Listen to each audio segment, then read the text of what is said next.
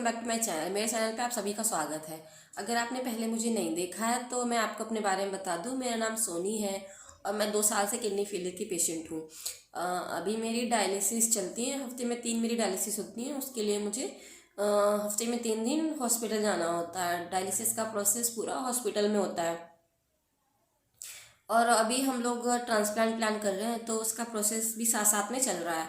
तो आज ये आजकल सीकेडी की प्रॉब्लम इतनी ज़्यादा हो रही है, किडनी फेलियर की प्रॉब्लम इतनी ज़्यादा हो रही है लोगों में कि इसके छोटे छोटे बच्चे शिकार हो रहे हैं। 20s के, 30s से नीचे वाले जो यंग एज के लोग हैं उनमें ज़्यादा ये प्रॉब्लम हो रही है। मैं 2 साल हो गए मुझे डायलिसिस कराते कराते और 2 सालों में मैंने इतने सारे नए पेशेंट देखे हैं, इतने सारे छोटे बच्चे देखे हैं डायलिसिस कराते हुए। तो मुझे ये देख के ना बहुत दुख हो रहा है कि हमारी जनरेशन किस तरह से हमारी जनरेशन को ये हार्म हो रहा है। तो आज मैं वही बात करने वाली हूँ जो सिम्टम्स पहले पहले हमें दिखाई देते हैं, जो क्योरेबल होते हैं सिम्टम्स, वो क्या होते हैं जो मुझे शो हुए पर्सनली, मैं आपको वही शेयर करती हूँ। आप एक जब आप पहले जब पहले पहले तो आपको कोई सिम्टम शो नहीं होंगे जब तक आपकी दोनों किडनी डैमेज नहीं हो जाएंगी पूरी तरह से, तो आपको कोई भी सिम्टम्स शो नहीं होते हैं। धीरे धीरे जब सिम्टम्स शुरू होने होते हैं तो पहला जो हमें सिम्टम दिखाई देता है वो ये है कि जब आप टॉयलेट जाएं, वॉशरूम जाएं, तो आप नोटिस करना कि बहुत सारे झाग बन रहे होंगे आपकी टॉयलेट में और एक लेयर जैसी जम जाती है। कितना कितना भी पानी आप डालेंगे उसमें तो वो लेयर मतलब जाता ही नहीं है, पानी के साथ बह के नहीं जाएगा, वो लेयर वहीं की वहीं रह जाएगी, वैसी की वैसी वाइट वाइट लेयर बन जाती है। वो प्रोटीन की लेयर होती है, वो हमारी टॉयलेट में प्रोटीन जा रहा होता है क्योंकि हमारी किडनी ठीक से काम नहीं कर रही होती है, हमारी किडनी ठीक से फिल्टर नहीं कर रही होती है। तो वो हमारा प्रोटीन होता है बॉडी का, वो टॉयलेट के थ्रू जाता रहता है। तो वही हमें दिखाई देगा, वो एक लेयर जैसी बन जाती है पूरा। और वो उसके ऊपर आप कितना भी पानी डालेंगे वो नहीं जाएगी। अगर आपके साथ ये हो रहा है तो आप एक 24 आवर प्रोटीन टेस्ट होता है, वो आप कराएं जाके।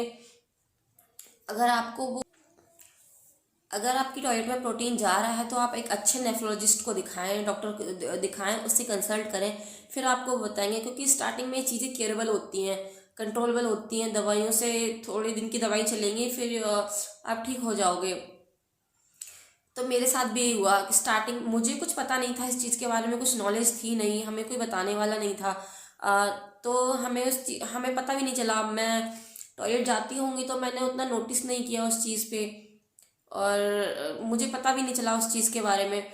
धीरे धीरे धीरे वो चीज़ बहुत जब हमारा प्रोटीन जा रहा होगा तो हमारा क्रिएटिनिन लेवल उस टाइम पे कम होता है कि मेरी आँखों पे यहाँ पे स्वेलिंग आना शुरू हो गई थी। रात को वो पूरा रात रहती स्वेलिंग 10-11 बजे तक, जैसे ही सूरज निकल आते थे फिर वो स्वेलिंग गायब हो जाती, फिर रात को पूरा ये सूज जाते थे मेरे यहाँ पे। तो 10-15 दिन, 20 दिन, लगभग 25 दिन तक वो ऐसे ही आंखों पे स्वेलिंग आना शुरू हुई। तो मैंने मम्मी को बताया तो मम्मी बोली शायद ठंड है ज़्यादा, इसकी वजह से स्वेलिंग आ रही है, कोई बात नहीं, वो ठीक हो जाएगी, जब ठंड थोड़ी कम हो जाएगी तो वो ठीक हो जाएगी। बट मेरे साथ ऐसा नहीं हुआ, वो कम नहीं हुई और मेरे पैरों पे स्वेलिंग आना शुरू हो गई। मेरे पूरे एंकल सूज गए थे, पूरे स्वेल होके मोटे हो गए थे मेरे पैर। इतना दर्द हो रहे थे बहुत ज़्यादा, मैं चल नहीं पा रही थी ठीक से, मेरे जॉइंट्स दर्द करने लग गए थे। और फिर मुझे वीकनेस इतनी ज़्यादा हो रही थी और अगर मैं थोड़ा सा भी चल लेती थी तो मुझे मेरी ऐसा लगता था कि मुझे कितना थक गई हूँ, मैंने कितना ज़्यादा काम किया है।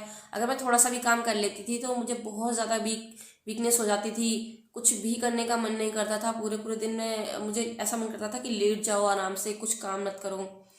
और क्योंकि जब हमारा प्रोटीन लॉस हो रहा होता है या और हमारी किडनी ठीक से काम नहीं कर रही होती तो हमारा नया ब्लड नहीं बनता है और उसकी वजह से जो हमारा पुराना ब्लड होता है वो भी धीरे धीरे कम होने लगता है। तो हमारी पूरी बॉडी, मेरा पूरा फेस, पूरी बॉडी मेरी पीली हो गई थी बिल्कुल और मेरे पैर सूजने लग गए थे। तो फिर ये देख के घर वाले बहुत परेशान हो गए कि ऐसा क्यों हो रहा है। तो हम डॉक्टर के पास गए, डॉक्टर ने मेरे बहुत सारे टेस्ट किए और फिर उन्होंने एक टेस्ट किया था KFT, जिससे उन्होंने रैंडमली ऐसे ही सारे टेस्ट कर लिए, सब नॉर्मल आए। तो उन्होंने एक टेस्ट किया KFT। तो जो KFT नाम का टेस्ट होता है वो कि हमारी किडनी ठीक से काम कर रही हैं, कितना फंक्शन कर रही हैं, नहीं कर रही हैं, उसके लिए होता है। तो उससे पता चल जाता है कि हमारी किडनी ठीक से काम कर रही है कि नहीं कर रही। तो उन्होंने मेरा टेस्ट किया, तो उस टाइम पे मेरा क्रिएटिनिन लेवल 2 आया था। नॉर्मल जो पर्सन है उनका 0.6 के 0.6 से 1 के बीच में क्रिएटिनिन होता है, तो वो नॉर्मल होता है। लेकिन मेरा उस टाइम पे क्रिएटिनिन बढ़ गया था, क्योंकि मेरी किडनी ठीक से काम नहीं कर रही थी, मेरा ठीक से ब्लड फिल्टर नहीं हो रहा था, और मेरे ब्लड में बहुत सारी इम्प्योरिटीज़ इकट्ठी हो रही थी। तो और फिर मेरा क्रिएटिनिन बढ़ गया, 2 हो गया था उस टाइम पे। फिर क्या हुआ कि और हम साथ साथ में उसके साथ जब मेरा क्रिएटिनिन बढ़ गया तो मुझे कुछ भी खाने का मन नहीं करता था, कुछ भी, लिटरली कुछ भी मैं खा नहीं पाती थी। खाने की स्मेल से मुझे वॉमिटिंग सा फील होता था, कि ऐसा लगता था कि अभी वॉमिटिंग आ जाएंगी, अभी मैं बस मेरा अजीब सा मन होता था, कुछ भी खाने का मन नहीं करता था। अगर मेरी मम्मी खाना लेके आती थी तो उसको दूर से ही मुझे सूंघ के उस खाने से बस तुरंत ही वॉमिटिंग हो जाती थी। पूरे पूरे दिन में कुछ भी नहीं खाती थी, ऐसे ही निकल जाता पूरा दिन। मुझे ना भूख लगती ना प्यास लगती, बस लेट ऐसे ही मन करता था कि बस लेटे रहो आराम से, ना उठो ना चलो ना फिरो, कुछ नहीं। और मुझे थकान वगैरह होने सब इन सबसे पहले मुझे बार बार इन सारे सिम्टम्स से पहले बार बार मुझे फीवर आ रहा था, बार बार फीवर आ रहा था। मैं अपना दवाई ले ली थी तो ठीक हो जाता, लेकिन फिर 10-12 दिन के बाद फिर से मुझे फीवर आ जाता। फिर मैं दवाई ले लेती तो फिर से ठीक हो जाता। तो मेरे साथ यही हुआ, 1 महीने तक मेरे साथ यही होता रहा। मुझे बार बार फीवर आ रहा था, तेज फीवर आ रहा था, दवाई ले लेती तो ठीक हो जाता नॉर्मल। फिर मेरे पूरी बॉडी पे मेरे पूरी बॉडी पे रैशेस हो गए, खुजली हो गई थी पूरी बॉडी पे। तो मैंने क्या किया, वो मैंने इंजेक्शन लगवा लिया। वो खुजली तो ठीक हो गई थी, बट वही फिर मेरी आँखों पे स्वेलिंग आना शुरू हो गई थी। और उसके बाद धीरे धीरे वो सारे सिम्टम्स मुझे होने लग गए। मेरे पैरों पे सूजन, पूरी बॉडी पेन, थकान, सब कुछ मेरे साथ होने लग गया। अगर अगर आप सबके साथ भी यही सिम्टम्स बार बार हो रहे हैं, स्टार्टिंग में ये सब चीज़ें क्योरेबल होती हैं। अगर छोटे लेवल पे ये प्रॉब्लम होती है तो ये क्योरेबल होती हैं, क्योंकि 2-3 तक तो जब क्रेटिनिन लेवल हमारा 2-3 होता है तो वो दवाइयों से कंट्रोल हो जाता है, क्योरेबल होता है। लेकिन अगर ये 2-3 से ऊपर पहुंच जाता है फिर तो इसका कोई इलाज ही नहीं है। और जो लोग आपको बोलें कि नहीं हमको आयुर्वेदिक दवाई से कंट्रोल हो जाता है, आयुर्वेदिक दवाई खानी चाहिए, तो आपको किडनी के मामले में आयुर्वेदिक दवाई के नहीं पास बिल्कुल भी आसपास नहीं जाना है, क्योंकि आयुर्वेदिक दवाई जो होती है वो हमारी बॉडी पे या किसी भी प्रॉब्लम को धीरे धीरे धीरे धीरे असर करती है। जब हमारी किडनी खराब होती है तो हमारा क्रिएटिनिन लेवल बहुत तेज़ी से हफ्ते के हिसाब से बढ़ता है।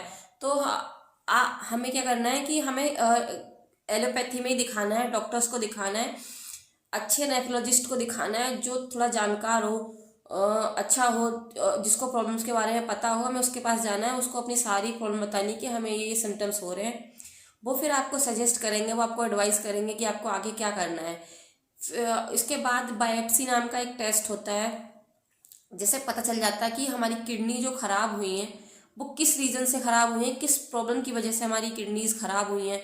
तो वो सब डॉक्टर के अंडर में होता है। नेफ्रोलॉजिस्ट आपको बताएंगे कि आपको क्या करना है, कैसे करना है। तो आप जितना भी आपको सिम्टम्स हो रहे हैं, अगर रेगुलर बार बार आपको कोई चीज़ रिपीट हो रही है तो आप उस चीज़ को हल्के में बिल्कुल भी नहीं लें, और उस चीज़ को दिखाएं डॉक्टर से, अपने टेस्ट कराएं रेगुलर, और अपने जो भी मतलब आपने चेकअप रेगुलरली कराते रहें।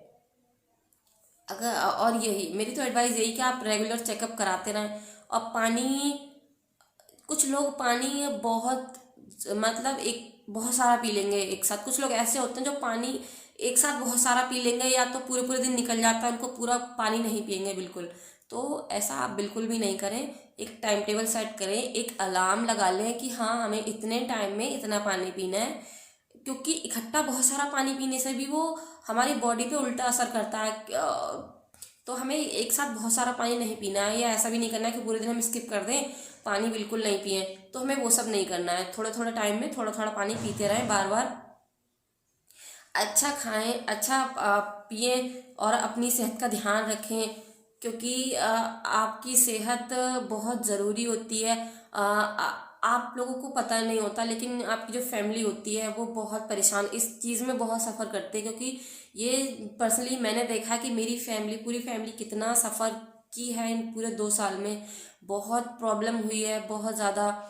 मुझे रात को 2-2 बजे ले लेके भागे आए घर से हॉस्पिटल दिखाने के लिए। मेरी रात में तबीयत ख़राब हो जाती थी इतनी, मुझे सांस नहीं आती थी बिल्कुल, और ऑक्सीजन की इतनी कमी हो जाती थी कि मैं लेट नहीं पाती थी, पूरी पूरी रात मुझे नींद नहीं आती थी।